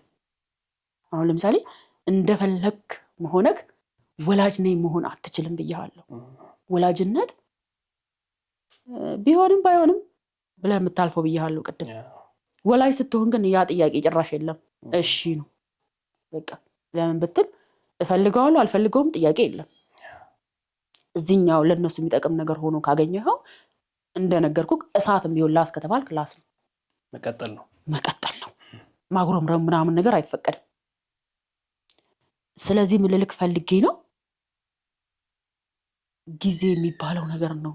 ልጆቻችን እድሜያችንን በሄደ ሰዓት እርጅና በመጣን ሰዓት የምንደገፍባቸው ምርኩዛችን የሚሆኑትም ጠባቂ ወዴት እንዞራለን? ወደ ምርኩዝ የምንዞረው።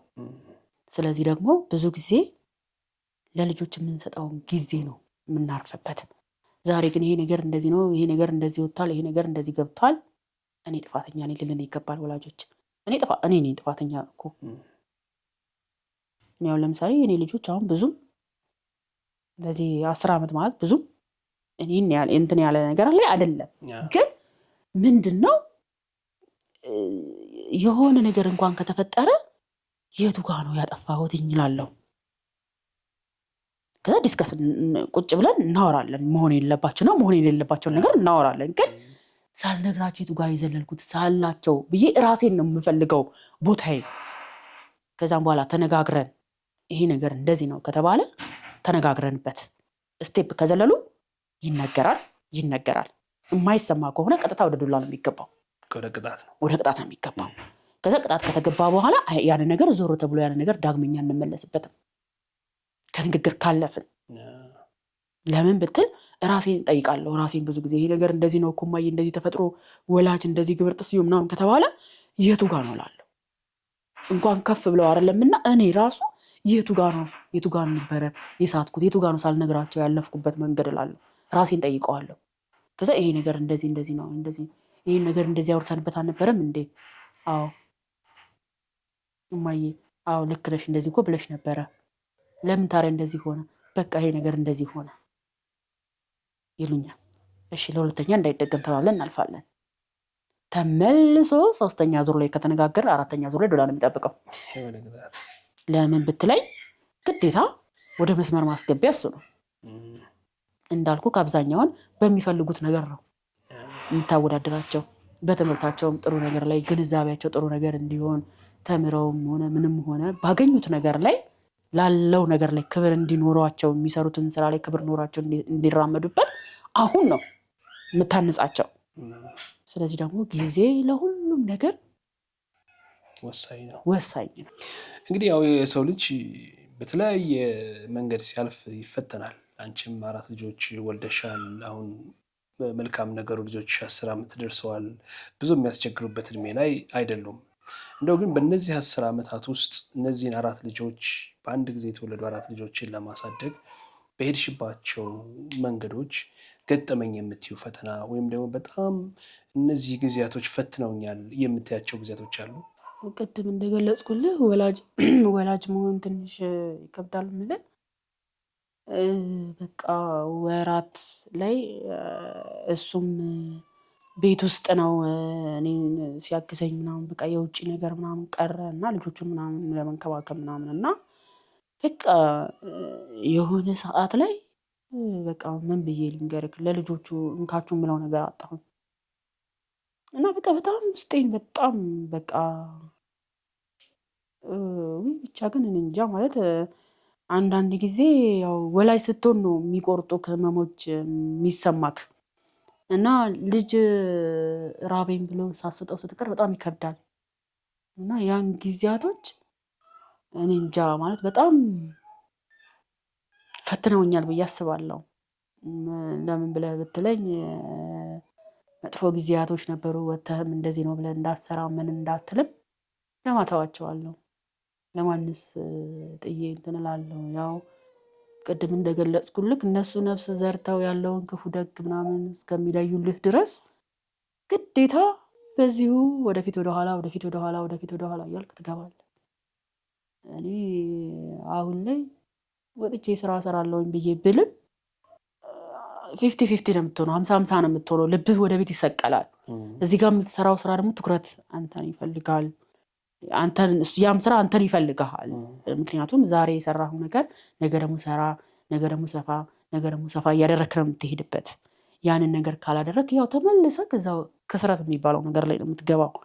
በዛ በማለት ነው አሁን ላይ በቃ ልጆች እኮ አሁን ደርሰውልኛል፣ በቃ እኔን ይረዱኛል የምለው ነገር ላይ እስከምደርስ ድረስ ግዴታ ነው ለልጆች ያለኝን ነገር መስዋዕት ማድረግ ማለት ነው። ምን ተቸገርሽ? ለምሳሌ እንደው አሁን ከምግብ ከመጠጡ በተጨማሪም ልጆቹ የሚያስፈልጋቸውን ነገሮች ማሟላት አልቻልሽም ወይስ በስራ እንቅስቃሴ እንዳሻሽ መስራት አልቻልሽም? ምንድን ነው በጣም የፈተነች ነገር? በቃ ቤት ውስጥ ምንም ነገር ጠፋ። በቃ ምንም ነገር በቃ እና ከበደኝ በቃ እና በቃ ለምን አልኩት። በቃ ከሰጠኸኝም ምክንያት ከሆንኩ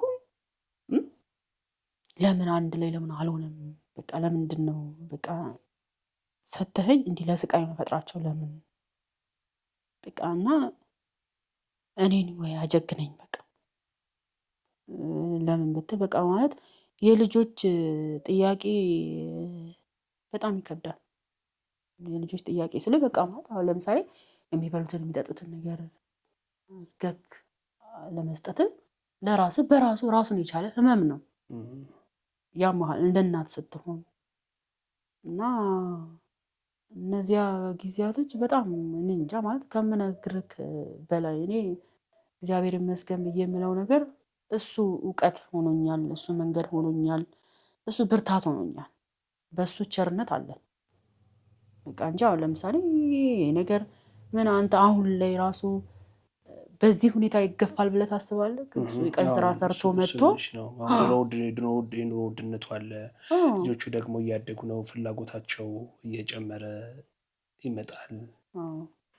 እነዛን ነገሮች እንዴት ነው የምታስኬጂው? በቃ እንደነገርኩህ በእግዚአብሔር ኪነ ጥበብ አንዳንድ ጊዜ ስቶፕ የምታደርግበት ነገር አለ፣ ቆም የምትልበት ነገር አለ። በቃ ትሄዳለህ፣ እሱ እስከፈቀደልህ ድረስ ትሄዳለህ፣ ከዛ ደግሞ ትቆማለህ። የ3 ወር የ4 ወር እንደዚህ በቃ ተቀጥተህም ምን ብለህም ቢሆን ትምህርት ቤት ይከፈላል። ምክንያቱም አንዳንድ ጊዜ ቢኖር በቃ የዕለት ነገር ስለሆነ ገቢው ይሸፍንብሃል ሁሉንም ነገር። እና ደግሞ እኔ እግዚአብሔርን ከማመሰግነው ነገር አንዱ እሱ ነው ጥበቤ። ማለት አሁን ለምሳሌ 4 ልጅ ቤት ውስጥ እንደመኖሩ እንደዚህ እንትን እንደማለቱ አይደለም። በቃ የዚችን በዛች አሽበለብላታለሁ፣ የዚችን በዛች የዛችን በዛች በቃ ኢኮኖሚም አያያዝም እንደሱ እያደረግን አለን። ብቻ በአጭሩ በእግዚአብሔር ኪነ ጥበብ አለን፣ በእግዚአብሔር ኪነ ጥበብ አለን። ቅድም እንደገለጽኩ ነው ልጆቼም ይሄን ግዢ ይሄን አምጪ ምናምን ቢሆን እዛ ነገር ላይ አይደለንም ያለ ነው። አሁን ላይ ያለኝ ነገር ቢኖር የልጆቼ እግዚአብሔርን መፍራት፣ ጥሩ ስብዕና ላይ ለሰው መርዳት ያላቸው ፍላጎት፣ ጥረታቸው ምናምን እሱ ነው አሁን ላይ የቀረኝ ነገር። ለእኔ የእነሱ ጥሩ ነገር ላይ መሆን ለእኔ ጥሩ ነገር ነው ብዬ አስባለሁ። ለምን እኔ የምፈልገው ነገር ስለሆነ እንጂ አሁን ለምሳሌ ልጆቼን ድልቅቅ አርግቼ እያስተማርኩ እንደዚህ እያደረኩ ነው የምልህ አይደለሁም። ግን አለኝ ብዬ ከተረፈኝ ነገር የምልህ ልጆቼ ጥሩ ስብዕና ስላላቸው ደስ ይለኛል። ደቀ ማለት ሰው ወዳድነታቸው፣ ለሰው ያላቸው አክብሮት ምናምን ደስ ይለኛል። ገባክ? የነገን ደግሞ የሚስለው እግዚአብሔር ነው። የእግዚአብሔርን ስራ ለእግዚአብሔር እንተውለት አይደለ? መልካም እንግዲህ ስታልሚ ወይም ለአቅመ ሔዋን ከደረስሽ በኋላ ቢያንስ እንዲሁ አንድ ልጅ በወልዳልሽ ከዛ ያው በሰው ሳይሆን በእግዚአብሔር ሀሳብ ነው እና በአንድ 4 ልጅ ሰጠሽ። ከዛ በኋላ እንደው የልጅ ነገር በቃኝ፣ ከዚህ በኋላ አልወልድም፣ እነዚሁኑ አሳድጋለሁ፣ እነዚሁን ተንከባክቤ ለቁም ነገር አበቃለሁ የሚል ሀሳብ ያዝሽ። ከዛ በኋላ ደግሞ ሌላ ልጅ ጨመርሽ። ምንድን ነው ልጅ አይጠገብም ነው? አሁን አንተ በእግዚአብሔር ስላልታስገባኝ ነው። እሱ ከ6 ዓመት በኋላ ነው። እኔ በነገራችን ላይ በቃ ስል ነው እኔ በቃ አላልኩም የሚባለው ነገር ይመጣል እኔ ጋር። አሁን የእግዚአብሔርን ስራ መሻማት ነው የሚሆንብኝ። ለምን ተፈጠረ እንደዚህ ነው ማለት አልችልም። እኔ በቃ ማለት ባይዘዌ በበዛ ምናምን አይደለም። በነገራችን ላይ አሁን እኛ ይሄን ያህል ልጅ ምናምን ስላልን አይደለም። በምንም ይሁን በምንም አንተ ጋር ተፈጥሮ ያላቸው ነፍስ አይቀሩም በምንም ሁኔታ ብትሆን። ምክንያቱም ምክንያት ነህ ለእነዛ ልጆች ጠባቂ ነው ሆነ የምትቀመጠው በእግዚአብሔር ዘንድ እንጂ አሁን ለምሳሌ እኔ እና ልጅ ብቻ ነው የምወልደው ማኑ ልጃለሽ ምናምን የሚባል ነገር የለም። አሁን ቤተሰብ ምጣኔ የሚባል ነገር አለ ደግሞ አይደል? አሁን ይሄን ያህል ልጅ እንወልዳለን፣ በዚህ ጊዜ እናደርጋለን፣ እቅድ ታቅጃለሽ። እቅዶች አሁን ያንቺ ምንድነው ስፔሻል የሚያደርገው? አንቺ በፈቀድሽው መንገድ አይደለም። በአንድ 4 ልጅ ወለድሽው አንቺ ስለፈለግሽ አይደለም፣ በቃ ስለሰጠሽ ነው ስለሆነ ነው እንጂ እቅድ ቤተሰብ ይሄን ያህል በወልድ ከኢኮኖሚ ከገቢ አንጻር እያለ ሰው ያቅዳል። የልጆቹን መጠን የወልዳቸውም ያው ልጅ የሚሰጠው ከሰማይ ቢሆንም ከላይ ቢሆን የሚሰጠው ግን ሰው ደግሞ እንደ ሀሳብ ካለው ሁኔታ አንጻር የልጆቹን ምጣኔ ያስቀምጣል።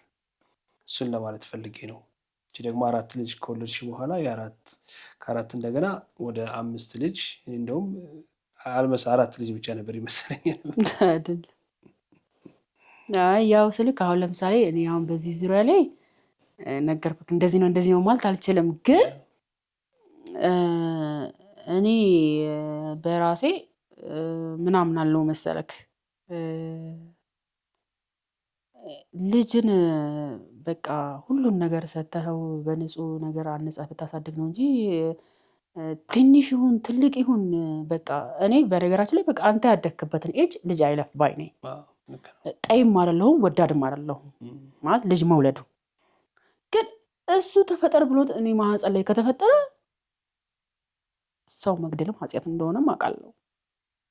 በቃ እለፌ ከተባልኩት ያንን ጎዳና እንዲያበረታኝ ብቻ ግን ጠይቀዋለሁ፣ እንዲያጎብዘኝ ያንን የሚደርሱብኝ ቻሌንጆች እንዳላጉረመርም እፈራለሁ እና እንዲጠብቀኝ እፈልጋለሁ። ስትሰጠኝ ለአንተ ለራስክ ለሆነ ነገር ነውና እባክህ አበርታኝ ነው የምለው። በቃ አሁን ለምሳሌ በቀጥታ አሁን የሆነ ነገር ላይ ስትሆን እንደዚህማ አይሆንም አስወርዳለሁ ምናምን የምትለው ነገር ይኖራል። አስወርዳለሁ የምትለው ቃል እኔ ጋር እንድትገባ አልፈልግም። ምክንያቱም አንተ በራስህ ፍላጎት ነው የምትኖረው፣ በራስህ ጉልበት ነው የምትኖረው አይደለም። ስለዚህ ደግሞ እኔ አሁን ለምሳሌ ልጅ እንደዚህ አልፈልግም፣ ይሄን እንደዚህ እፈልጋለሁ አልፈልግም፣ ይሄ ከእግዚአብሔር ጋር ወጣ ወረድ ያለው ስራ ነው። ለምን ብለህ ብትል እኔ አሁን ለምሳሌ ይሄ ነገር እንደዚህ ነው። አሁን ያኔ መጀመሪያዎቹ መውለድ ማልፈልግበት ዋና ነጥቤ የስራ ፍቅር አለኝ፣ መስራት ነው የምፈልገው። በቃ ማለት የምትሰራበት ኤጅ ላይ ነክ የምትሰራበት እንትን ላይ ነክ። እኔ አሁን ለምሳሌ ምሳሌ ካሳለፍኳቸው ነገሮች አንዱ ምግብ ቤት ከፍቼ ሰራ ነበረ እና ምን አደርጋለሁ መሰለህ ውጪ ወጥቼ ምግብ አላቀርብም፣ ውስጥ እሰራለሁ እና በቃ አንዳንድ ሰው ተጠቅመው ምናምን ነገር ወይኔ ሼፉ ማን ነው ምናምን ሲጥሪልን ምናምን ይሏታል ልጅቷ። በምንም ሁኔታ ቢሆን እኔ እንዳታገናኝ ይላታለሁ። ለምን መሰለህ አንዳንድ ሰው እባብ እንዳየ ሰው የሚደነግጣል። አንቺ የሰራሽውን ነው ወይ የምበላው ምናምን ይላል እና ይሄ ደግሞ አንዳንዱ ደግሞ የእናት ጓዳ ይመስላል ምናምን ይልሃል። አየህ አይደለ የተለያየ ሀሳብ። አንዳንዱ ደግሞ እንደዚህ ሆነሽ የሰራሽውን ምግብ በስመ አብ ተው አፈር ይበላ ምናምን ይልሃል። በአካል ሁለተኛሽ ምክንያት ነው ሲያዩ ማለት በቃ ማለት ነው። ያው ለምሳሌ በቃ ቅድም እንደገለጽኩልክ ለልጆቼ እንካችሁ የምለው ነገር ሳጣ በቃ በቀጥታ ስራ ወጥቼ ነበር እና እንደነገርኩህ በቃ ስራውም የኔን ትኩረት ይፈልጋል፣ ልጆቹም እኔን ይፈልጋሉ። እዚህ ጋር ተተወተህ ልጆቼ እንዴት ሆኑብኝ እንደዚህ ወጥቶ በዚህ ወጥቶ በቃ ኪሳራ ላይ ወደኩኝ። ተመልሼ ወደ ቤት ገባሁ። ለምን የልጆቼ ነገር ነው እዚህ ጋር በቃ ትኩረት እዚህ ጋር አንተ የ200 ብር 300 ብር ስራ ሰርተህ እኔ 20 ብር ነው እልሃለሁ። ለምን ሀሳቤ ልጆቹ ጋር ነው ያለው። ዛሬ እንደዚህ አይሆንም እንደዚህ ነው ኧረ እንደዚህ ነው። እኔ አሁን በቃ የተውኩበት ዋና ነጥቤ ጥብስ እንደዚህ ቀይ ወጥ እንደዚህ ጥብስ ዱለት ምናምን በቃ ብዙ ተጠቃቀሙ። እዛ ልጅቷ ከአእምሯ በላይ ሲሆን እኔ ወጣሁኝና ሂሳብ እንትን ልላቸው ነው እና ከዛ በቃ ውስጥ ሼፉን ካልጠራሽልን ምናምን ማን ነው የሚያዘጋጀው ምናምን አሏት እነሱ። ከዛ ወጣሁኝና ቤት ምናምን አልኳቸው። በቃ እንደውም አላዩኝም በግማሽ ሆኜ ነው እንደዚህ ያናገርኳቸው ያለሁት ማለት ነው። እና በጣም ነው ደስ የሚለው በጣም ነው የሚጣፍጠው በእውነት ጎበዝ ነሽ ምናምን ጀግና ነሽ በርቺ ምናምን አሉኝ። ከዛ አላሰብኩትም እንዳይሆን ጥረት እያደረኩኝ ነው። ከዛ ሳላስበው አይ አይደለም ይሄ ሂሳብ እኮ እንደዚህ ነው ስል አስበው ወደ 2000 ምናምን ብር የመጣ ሂሳብ ነው። እኔ ግን 50 ብር ነው እላቸዋለሁ። ልጁ ደግሞ እንደ እናት ምን ሆነሽ ነው ከቀልብሽ ምናምን ሲለኝ ላሳስበው ወደ እሱ ስመጣ አየኝ። በዛ ስሜት ውስጥ ሆኜ ማለት ነው። ከዛ ስጓዝ አየኝ በቃ። ከዛም በኋላ እንደዚህ አረ በእናትህ እስቲ ንገራት እንደዚህ ሆና ሰርታ ምናምን በቃ የሆነ ችግር ውስጥ ትሆናለች ምናምን ነገር አለው አንደኛው። እኔ ምንም ችግር ውስጥ አይደለሁም አልኩትኝ። በቃ ሂሳቤ ይሄ ነው አልኩትኝ። 50 ብር አይደለም እናቱ እዚህ ጋር የጠጣነው ረገር ራሱ እኮ ከ50 ብር ይበልጣል። ተሰማለህ? አሰማኝም 50 ብር ነው በቃ 50 ብር ነው በቃ አልኩት። ከዛ ውስጥ ገባንና ራይል እንደዚህ ነው ከምን ሆነሽ ነው ምናምን ስትለኝ 50 ብር ነው እኮ ሂሳባቸው ምንድን ድርቅ የሚያደርጋቸው ሰዎች ምናምን ነገር አልኳት እሷ። ከዛም በኋላ ስንት ነው የሚሸጠው ብሎ ሂሳብ ሰርተው ሲጀመር ሰዎቹ ራሱ ቦነስ አድርገው ወረቀት ጽፈው እዛ ጋር ምን ብለው እኔ ጥቻቸው ወደ ውስጥ ገባሁኝ። በቃ አልንግባባ ስንል ማለት ነው። እዛ ጋር ጽፈው ምን ብለው የእናት ጓዳ ብለንሻል ምርጥ ምግብ ነው አሪፍ ነው ምናምን ብለው እዛ ላይ ቦነስ አድርገውበት ምናምን ጥለው ሄዱ። ከዛ መቼ ትዝ ብለኝ ይሄ የተከናወነው 7 ሰዓት ነው አካባቢ እኔ 10 ሰዓት አካባቢ ላይ ትዝ አላለኝ። 10 ሰዓት አካባቢ ላይ ለምሳ መጥቼ ልጆቹን ምሳ አብልቼ ምናምን በቃ ፍሪደም ትንሽ አግኝቼ ወደ ስራ ተመለስኩኝ። ስመለስ ትዝ አለኝ እንደው ሌላ አጭበርባሪ ሰው ቢገጥመኝስ እንደዚህ ሆኜ ለፍቼ ሰርቼ እንድትጠብሼ ኮንቲነር ነው በቃ እዚህ ጋር እንደዚህ ደርድሬ ነው የምሰራው ውጪ ጋርደን አርግቼ ነው የምሰራው ማለት ነው። እና በቃ እንደው እንደዚህም አይነት አንዳንድ ጊዜ እኮ እግዚአብሔርን ወደ እኔ የሚመጡ ሰዎችን እግዚአብሔርን ይፈራሉ እንጂ አንዳንዱ 50 ብር ነው ይኸውልሽ ብሎ ይሄዳል። የማጥፋት ነው የኔ ጥፋት ነው አይደለ? እዚህ ጋር ወይ ከልፋትህ አትሆን ወይ ከልጆችህ አትሆን ቢቀርስ ይሄ ሙሉ በሙሉ ትኩረት አርግቼ ወደ ልጆቼ ወደፊት ወደ ኋላ እያለን ያዋለን እልሃለሁ። መልካም። አሁን ልጆችሽ ምን ሁኔታ ላይ ይገኛሉ? አሁን እንግዲህ ያው ስልክ አሁን ልጆቹ 2 ዓመት ያው በማጣት ምክንያት 2 ዓመት ትምህርት ሚስ አድርጌባቸዋለሁ። አሁን አልተማሩ 2 ዓመት ያው በእጦት በችግር ምክንያት ወደ ትምህርት ቤት አልገቡም ነበረ። 2 ዓመት ሚስ አድርጌባቸዋለሁ። አሁን 2ኛ ክፍል ደርሰዋል እግዚአብሔር ይመስገን። ለምን የመንግስት ትምህርት ቤት የለም? የመንግስት ትምህርት ቤት አለ ማለት ነሰሰሪ ምናምን ነገር የለም። ግዴታ ያው ትምህርት ቤት ከፍለህ ነው የምታስተምራቸው። ይሄ አሁን የመንግስት ካለ 1ኛ ክፍል 2ኛ ክፍል ምናምን እንጂ ያለው እንዲህ ሊኬጂ ነሰሰሪ ምናምን የለም። ስለዚህ ለሁሉም እንዳታዳሊ ፈርተሽ ነው ወይስ ለምሳሌ 4 ስለሆኑ ብሽ ነው ሁለቱም ማስተማር ሁለቱ ደግሞ እንደዛ ባጭሩ በቃ ማለት ኢኮኖሚ የሚባል ነገር የለኝም እጄ ላይ ነበረ። በቃ እሱም ተሯሯጠ ገባ በቃ የዕለት ጉርሳቸውን ነው እንጂ እነሱን የማስተማር እንትን ማለት እንትኑ አልነበረኝም ነበረ። ለዛ ነው ያኔ ጊዜ መጥፎ ጊዜ ነበር ለኔ ምናምን ያልኩት ማለት ነው። እንደዛ ነው። አሁን ተመለሱ ወደ ትምህርት ቤት? አሁን እግዚአብሔር ይመስገን ከሆኑ እርዳታዎች በኋላ ትምህርት ቤት በቀጥታ ትምህርት ቤት ከኩዮቻቸው እኩል ያዋልኳቸው።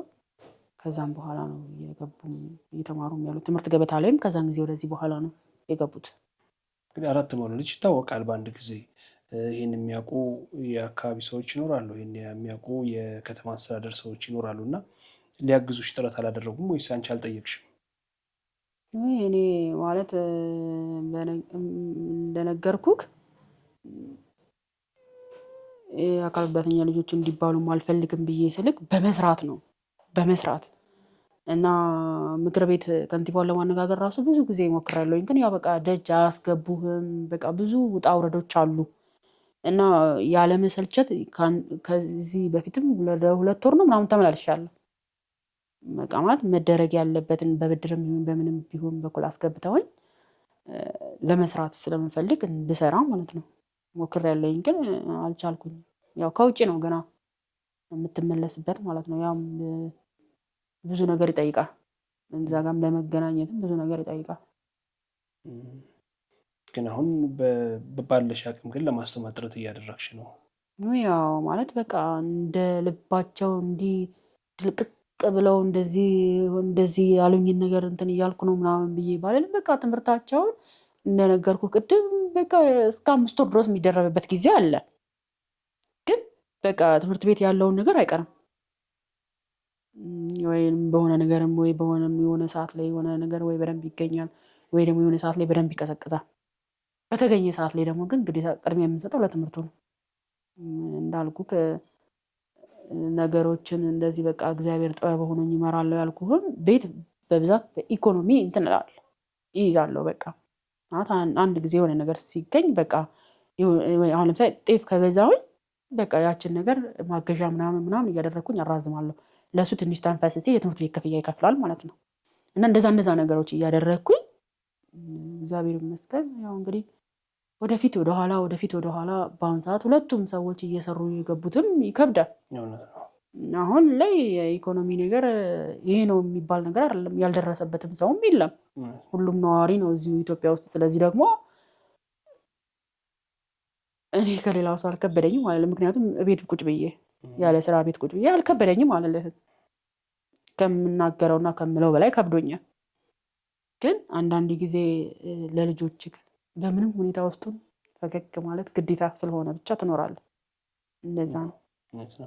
እንደው በመጨረሻም ለልጆችሽ ምን ትመኛለሽ አሁን ወደፊት?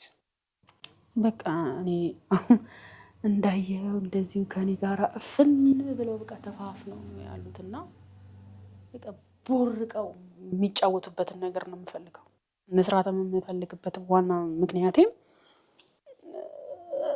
በቃ ማለት አንዳንድ ጊዜ ምን ያመኛል መሰለክ፣ በቃ ቤቱም ጥበት ስላለው እንደዚህ ግቢውን ጠባብ ስለሆነ ግቢም ስለሌለው በቃ የልጅነት ጊዜያቸውን እኮ ሰርቄያለሁ ምናምን እላለሁ ለራሴ ውስጤ። አንዳንድ ቀን ያመኛል። እንደ ሰው ልጅ ሆነ ቁጭ ለአንዳንድ ቀን እንትን ትላለክና አንዳንድ ጊዜ ቤተክርስቲያን ምናምን ወስጄ እለቃቸዋለሁ እና በቃ መጫወት እና ሰፊ ግቢ ኖሮኝ ልጆቼ ምናምን ነገር በቃ እንደዚህ እና በቃ ጥሩ ነገር ከምንም በላይ እግዚአብሔርን ፈታውልኝ አይቻቸው በቃ ህልሜ ነው። እንግዲህ በአንዴ 4 የተወለዱት ደግሞ እንደው በአንድ ቀን ሰርጋቸውን ብታይ ደስታቸውን ብታይ እንደዛ ታልሚ? ያው ስልክ እሱ የእግዚአብሔር ፍቃድ ነው። አሁን ላይ ለጋብቻ ያለውን ነገር እንዴት እንደወረዳ ይተካዋል። ስለዚህ ደግሞ የልጆቼ ጊዜ ደግሞ ምን አይነት ጊዜ እንደሚሆን እንግዲህ እስቲ እግዚአብሔር ያውቃል ብዬ ነው የማስበው። ለምን መሰለክ እኔ አሁን ለልጆቼ ላይ አይኔን መጣል አልፈልግም። እንደዚህ እንዲሆኑ ነው እንዲሉኝ አልፈልግም። እንደዛ ማለት አልፈልግም እንደወላጅ። ግን ምንድነው መሰለክ የልጆቼን ከጀርባ ሆኜ ማገዝ ነው። ምንም ነገር ላይ ይሁኑ ገብቶሃል? በቃ ሰው በልቡ እግዚአብሔርን ከፈራ ታውቃለህ፣ የምንም ጎዳና ይራመድ እግዚአብሔርን ቅድሚያ መንገድ ይሰጠዋል። ዋናው ነገር ለሰው ልጅ ዋናው ነገሩ በልቡ እግዚአብሔር መፍራቱ ነው። ስለዚህ ደግሞ እኔ ልጆቼ እዚህ ቦታ መድረስ አለባቸው እንዲህ ማድረግ አለባቸው ብዬ እንትን አይደለም። ሆቢ አለ። ግማሹ ወይ በትምህርት ላይ ያልፈለት ይችላል። እሱ የእግዚአብሔር ፍቃድ ነው። አንዳንዱ ደግሞ በዚህ ሙያ ብላ ያለው አለ። ምን መሆን ነው የምፈልገው? ረዳት መሆን ነው የምፈልገው ለልጆቼ አጋዥ። በቃ ማለት ግልጽ ሆነን ከኔ ጋር እናወራለን። እማዬ እኔ እንደዚህ መሆን ነው የምፈልገው። ያንን ነገር መሰረት ዛሬ ምን ጥለሃል ነው ጥያቄ የምጠይቀው። ዛሬ ላይ ምን እየሰራህ ነው? እንደዛ መሆን ከፈለክ ነው። እንደዛ መሆኑ እኮ ይቻላል። የማይቻል ነገር አለም፣ ይቻላል። ግን ምን እየሰራህ ነው? አሁን ላይ ምን እያደረክ ነው? የማይታዩትን አንግሎች እንደ እድሜ እንዲታዩት እነዛን አንግሎች እንዲታዩት ነው የምፈልገው። አሁን ዛሬ ምን መሆን ትፈልጋለህ ምናምን ስትላቸው የልጅነት ነገራቸው ከፍ ሲሉ ይለያያሉ። ግን እኔ ከጀርባ ሆኜ ልጆችን አጋዥ መሆን ነው የምፈልገው። የልጅነታቸውን አሻራ የምፈልገው እግዚአብሔርን ከፈሩልኝ ትልቁ ነጥቤ ነው። ሲቀጥልም ደግሞ እኔ እንደዚህ መሆን ፈልጋለሁ ካሉ እንዴ አሁን ለምሳሌ ሰርግ ብለህ ስትላቸው አይ ማዬ እኔ እኮ ቤቴን አሟልቼ የራሴን ስራ መክፈት ነው የምፈልገው ካሉኝ የእነሱ አስተሳሰብ ነው። መጥፎ ነገር ሲሆን ብቻ ነው የምትላቸው። ገባካ?